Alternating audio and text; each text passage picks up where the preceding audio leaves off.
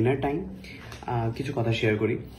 রাত্রেবেলা যখন খাই বা আমরা যখন একসাথে থাকতাম, যখন একসাথে খেতাম, তো এই খাওয়ার সময়গুলো হচ্ছে খুব বেশি করে হচ্ছে সবাইকার কথা মনে পড়ে। তার কারণ দাদা ভাই আর আমার কাড়াকাড়ি লেগে থাকতো যে কোন পিসটা কে নেবে, কার প্লেটে কটা পনির এক্সট্রা রয়েছে। হাতে সুকান্ত থাকলে তো মানে প্রচণ্ড, মানে সুকান্ত যখন আমার বাড়িতে থাকতো তখন হচ্ছে ইচ অ্যান্ড এভরিডে যে ওর পাতে কেন লেগ পিস গেছে, ওর পাতে কেন মাছের পেটিটা গেছে, এই সমস্ত। তো এই রাত্রেবেলা আমি একা এখন খাচ্ছি, বাটি ভরে পনির রয়েছে। খুব মনে হচ্ছে দাদাইয়ের কথা, খুব মনে হচ্ছে সুকান্তর কথা। প্রত্যেকদিনই মনে পড়ে, প্রত্যেকদিন আর ভিডিওটা বানানো হয় না।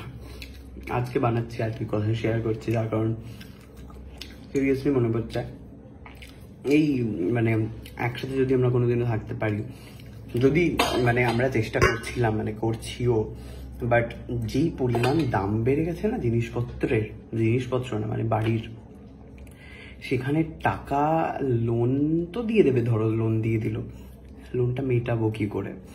সো এটা একটা চাপ থাকে। আর চাপ থাকে হচ্ছে যে লোন দিলাম, তার সাথে সমস্ত কিছু সংসার অ্যান্ড অল, মা বাবার ওষুধপত্রই, প্রচুর হেডেক। এই মুহূর্তে দাঁড়িয়ে আমার কোনো লোন নেই, মানে আমার গাড়ির লোন শোধ হয়ে গেছে, আমার ফ্ল্যাটের লোন শোধ হয়ে গেছে, বাট আরও একটা লোন নেওয়া এটাও একটা ভয়ের ব্যাপার। বাট একা থাকতে ভালো লাগে না। বাড়িতে যদি এখন দাদা বৌদি সুকান্ত সবাই থাকতো, সুকান্ত থাকবে না আমার সাথে, কারণ মানে এই বাড়িতে থাকবে না, বা আমরা কোনো বড় বাড়িতে গেলেও একটাই থাকবে, তার কারণ নিজের একটা ফ্ল্যাট হয়ে গেছে এখন। তো যাই হোক, সুকান্তকে আমি সাইডে রাখলাম। দাদা বৌদি যদি থাকতো, একদম বাড়ি একেবারে গম গম করতো মানে এই সময়।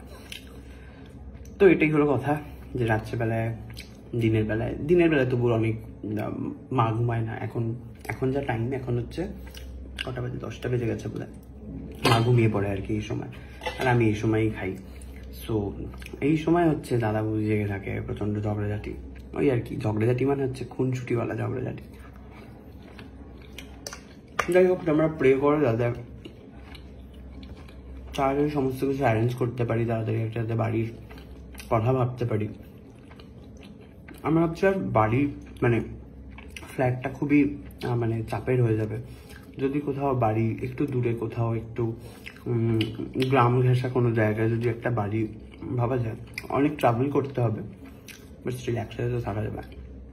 সো তোমরা একটুখানি সাপোর্ট করো যাতে এই ড্রিমটা ফুলফিল করতে পারি, আমরা যাতে একসাথে আবার থাকতে পারি।